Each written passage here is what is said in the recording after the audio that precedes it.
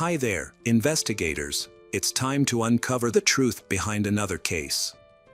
The case of Amanda Anderson. Amanda Anderson was born on October 10, 1990, in Fridley, Minnesota, to Mark and Stacy Kennedy Anderson. Amanda lived with her family in New Chapel Hill, about 100 miles from Dallas. It's a small city with a population of less than 1,000 people. She grew up to be a bright and ambitious young woman, graduating with honors from the Tyler Gospel Chapel School in 2009. Amanda is an employee of Trinity Mother Francis and a student at Tyler Junior College, majoring in English literature. She was an aspiring writer, a lover of words, music, and life. But on September 15, 2010, Amanda's family had to face frightening events. Amanda's lifeless body was discovered at her family's home in New Chapel Hill. She was found by her 15-year-old brother, Nate Anderson. Nate had just returned home from a jog in the woods. He called 911 and explained the situation to the police. Nate said he went out for a run because he was stressed about homework. When he came back, he found the door to the house open, which was very unusual. He first checked his room, then Amanda's room, and that's when he saw his sister lying on the floor, unresponsive. The police asked Nate to clarify which door was open, and he explained that people usually entered the house through the garage door. Nate was very emotional, and the police tried to calm him down. When asked if he touched anything in the house, Nate replied that he did not. During the 911 call, Nate told the police that he had discovered the body of his sister Amanda. When asked if Amanda had been shot, Nate replied that she had multiple bullet holes in her head. When the police arrived on the scene, Nate told the same story. Further investigation by a criminologist revealed that Amanda had been sitting up in bed when she was shot, then she fell to the floor. Notably, there was no sign of a gun or shell casing at the crime scene, suggesting that the perpetrator may have taken the weapon with him when he left. Or may have used a revolver, which does not fire a shell casing. Amanda's parents were devastated and could not understand what had led to this tragic event. Being deeply religious people, they found it difficult to understand who could be capable of such a heinous act. Their daughter had just graduated from high school and was a kind person who did not want to harm others and had no enemies. Police began canvassing the neighborhood where the crime occurred to gather more information about Amanda and her family. In interviews, a nearby resident said that Amanda Anderson's family was happy and very religious. A neighbor offered a possible explanation for Amanda's death. He said that the area was generally quiet and low crime, but that about 2 weeks before Amanda died, a nearby home had been robbed. It was possible that the perpetrator of that robbery was also involved in Amanda's death. Perhaps the perpetrator saw Nate Anderson out for a run, broke into the home, and then shot Amanda when she discovered them. To explore this theory, police needed to find evidence to determine whether a botched robbery led to Amanda's death. When the police asked the family to check for any missing valuables, Amanda's father, Mark, thoroughly searched the house and confirmed that nothing had been taken. Although there were valuables such as jewelry and a laptop in Amanda's room, nothing was missing. Amanda's father, Mark, thoroughly searched the house and confirmed that nothing had been taken. This surprising discovery made the police question the motive behind the crime. If the intention of the criminals was to steal, why did they shoot Amanda multiple times after seeing her? The lack of stolen items proved that this was not a robbery. The police began to look into other motives. The forensic team searched the entire house, not just Amanda's room, for evidence. They collected fingerprints and hair, hoping to find samples left by someone outside the household. Additional evidence was collected from Nate, the person who first discovered Amanda's body.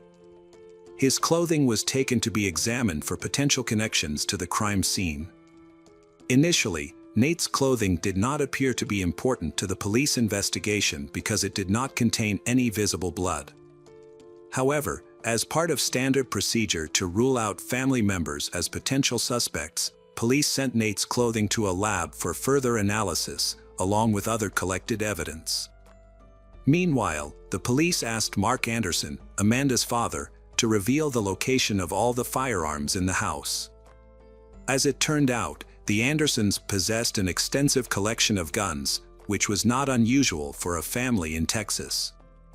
They didn't actively hunt but occasionally practiced shooting. Following Mark's lead, the police discovered weapons and seized more than 10 different types of pistols and rifles, as well as several revolvers. Their informants also did not provide any clues, leaving the police without a clear lead.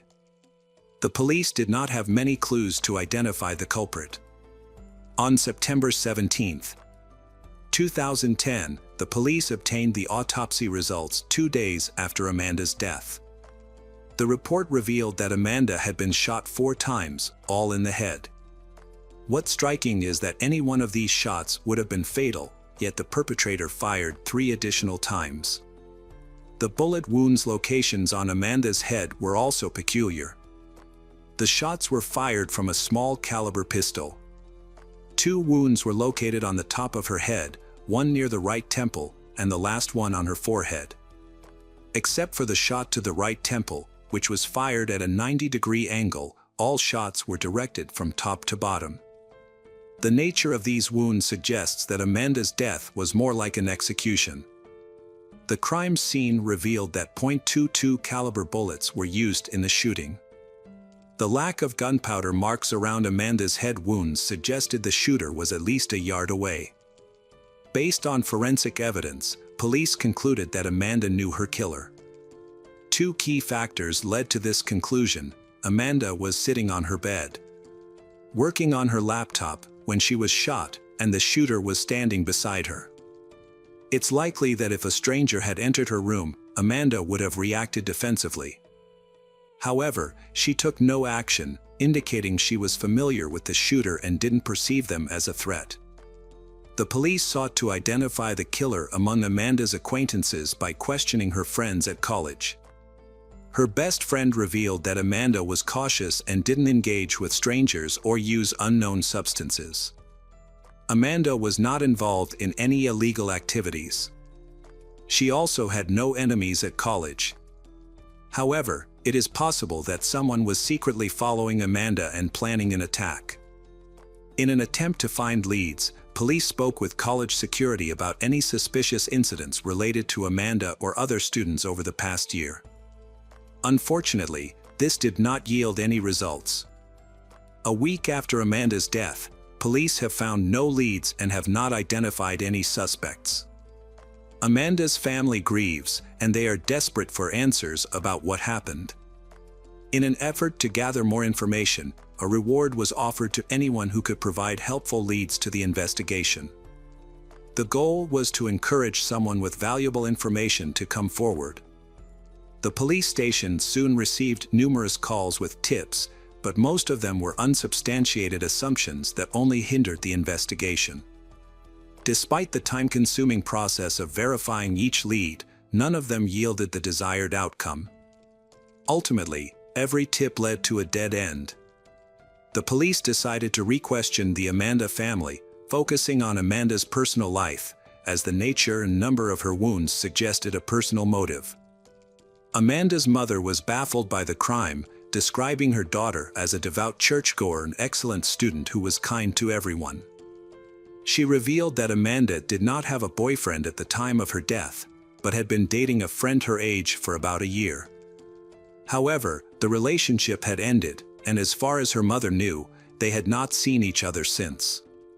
Police were looking for Amanda's ex-boyfriend to investigate the nature of their relationship and determine whether he had any ulterior motive for harming her. Amanda's ex-boyfriend reported that he and Amanda attended some classes and occasionally went to the movies with friends, but they never dated. They spent time together on a few occasions, however, their interactions were normal. When asked about his last encounter with Amanda, he said that he saw her the day before she died. According to him, she was on her way to pick up Nate from church. This information was not valuable. Therefore, the police decided to review the case from the beginning. the police started with Nate's 911 call. During the conversation, Nate mentioned that he did not go into his sister's room and said that someone had shot Amanda. When asked if Amanda had suffered a gunshot wound, Nate replied that there was more than one wound, specifically mentioning multiple shots to her head.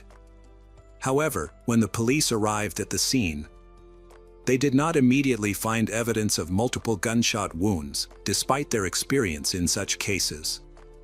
Furthermore, no gun casings or bullet casings were found at the scene. This raised questions about how Nate knew his sister had been shot multiple times. Investigators concluded that it was impossible for anyone standing at the door to know that Amanda had been shot in the head, let alone the exact number of times. The police returned to Amanda's house and inspected the door that Nate said had been propped open when he arrived.